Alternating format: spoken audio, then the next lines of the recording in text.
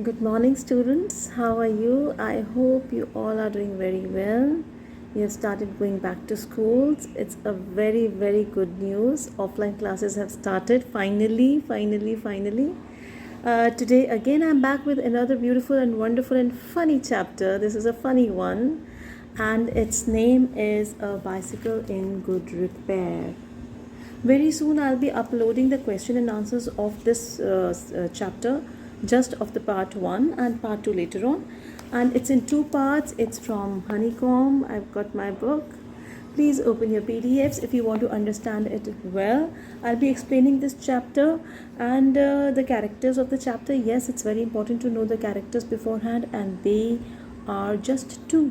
Yes, only 2 characters. One is a boy who owns this bicycle, and another is a man who happens to be his bicycle partner, but is an oversmart guy, and what he does to the bicycle is really funny.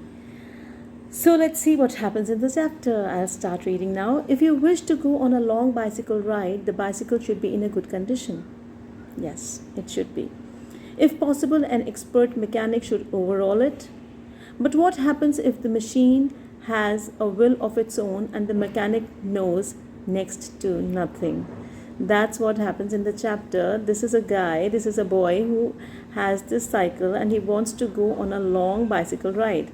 And he has a companion who is a very oversmart person who says and believes that he knows everything about bicycles, the repair, the in and out and overhauling and the machine, everything about it from A to Z. But not really. He is just a guy who is being boastful about his knowledge, but he doesn't really understand much about the bicycle. So what happens next? A bicycle in good repair. A man I knew proposed one evening we should go for a long bicycle ride together on the following day, and I agreed. I got up early for me. I made an effort and was pleased with myself. He came half an hour late. I was waiting for him in the garden. It was a lovely day. He said, "That's a good looking machine of yours. How does it run?" So, this is a narrator, this is the writer who is saying that he just wanted to go for a long bicycle ride and he wanted a company, he wanted a companionship.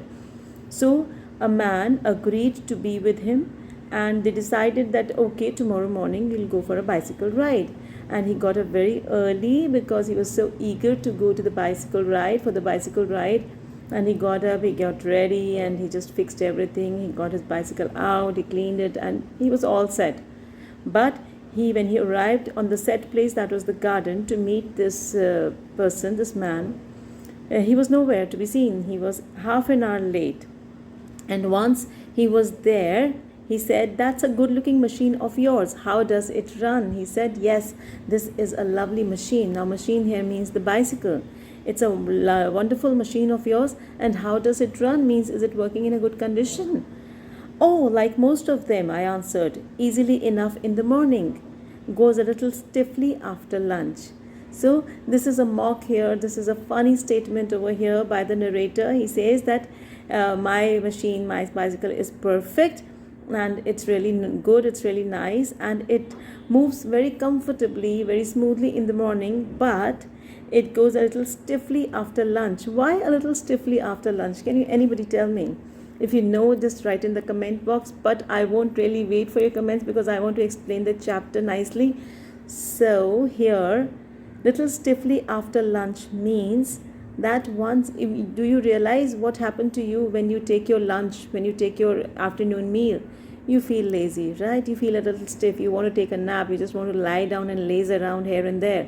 So he's comparing this bicycle, this machine, to human beings, and he's saying that just like human beings, it feels a little stiff and it wants to take a nap. So that is a mock, that is a funny thing to say. He caught hold of it by the front wheel and the fork and shook it violently. This man, who happens to be the companion of the narrator, he just caught hold of the bicycle by the front wheel and started shaking it very violently, like that. And why? I said, "Don't do that. You'll hurt it." The narrator really got upset. The writer, definitely, if something belongs to you, you don't want anybody else to touch it or hurt it or take it for granted. You really care for your things, don't you? Yes, we all do.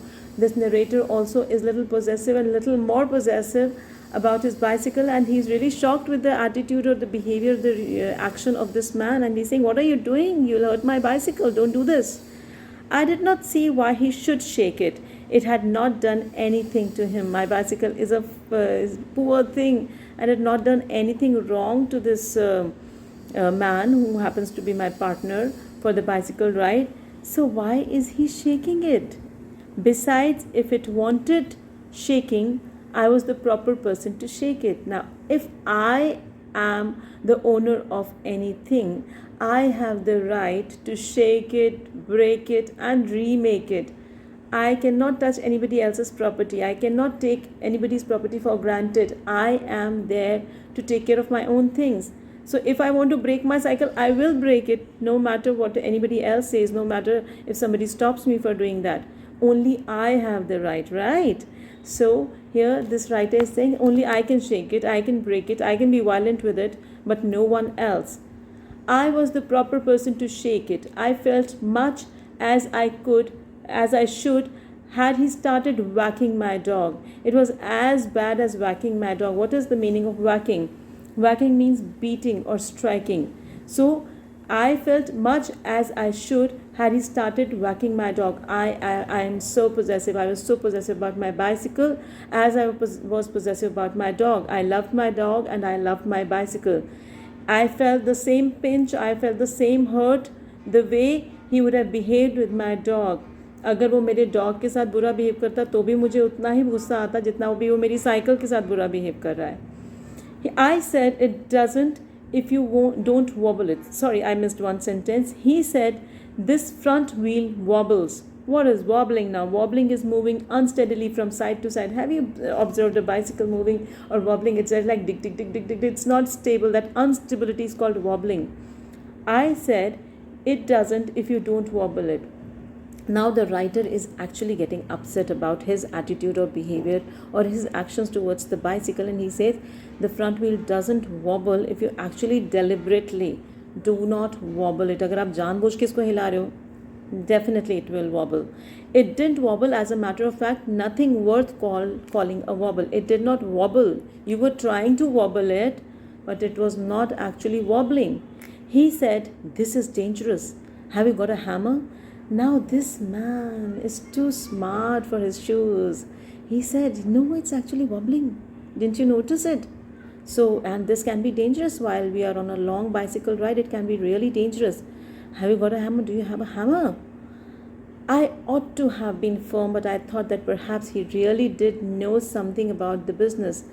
Now, a writer who doesn't really know how to say a big no, he's not so firm, such a firm guy. He wanted to be firm. He said, I ought to be firm, but suddenly I thought that maybe this guy knows a little better than what I know about bicycles. शायद उसको मुझसे ज़्यादा knowledge है bicycles के बारे में. So let me give it a try. When I came back, he was sitting on the ground with the front wheel between his legs. What did the man do? He opened the bicycle and he opened each and every part of the bicycle, and he was just sitting on the ground and the wheel was between his legs. He was playing with it, twiddling it round between his fingers like this. He was just twiddling the wheel and he was playing with the wheel. The remnant of the machine was lying on the gravel path beside him. What is the remnant? The remaining parts of the machine of the bicycle was just lying here and there on the path. He said, it looks to me as if the bearings were all wrong. What are the bearings? Ball bearings are small components of a bicycle.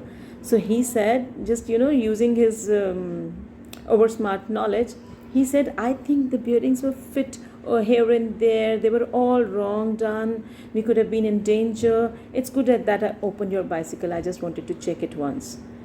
I said, don't you trouble about it anymore. You will make yourself tired. Let us put it back and get off.